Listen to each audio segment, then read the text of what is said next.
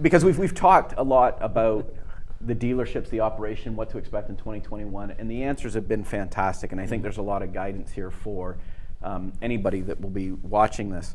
The one thing that I've had some really good conversations with a number of dealers, and they're all excited because they managed to make it, in their opinion, they've made it through the most difficult period, which was that March through May time slot, and they've come out and sales have come back and they're pretty happy with their years, and they're excited about the bottom line and what they've done. And my question to them has always been, what are you going to do in 2021? What do you mean? CEWS, government support's not going to be there. A lot of the bottom line, a lot of the results have been driven by credits and benefits that aren't going to be there.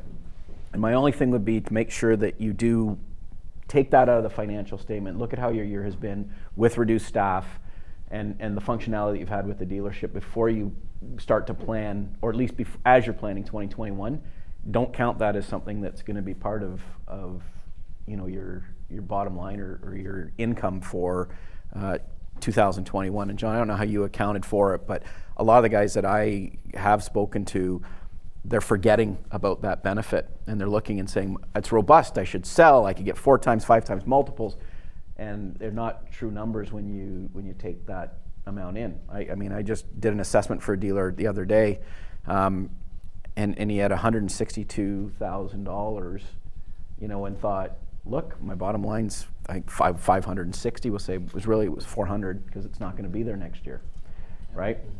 And I just, when we're talking about so many important topics, it's just one thing that I think dealers need to remember, that there are some things that have happened this year that have reduced expenses, which I think has been good in some ways because I think it's cleaned up a lot of excess that dealers had that they didn't need.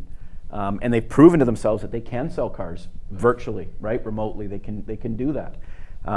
But then there were some credits that came in that have to be really considered before you look at 2021 and do your planning and strategizing.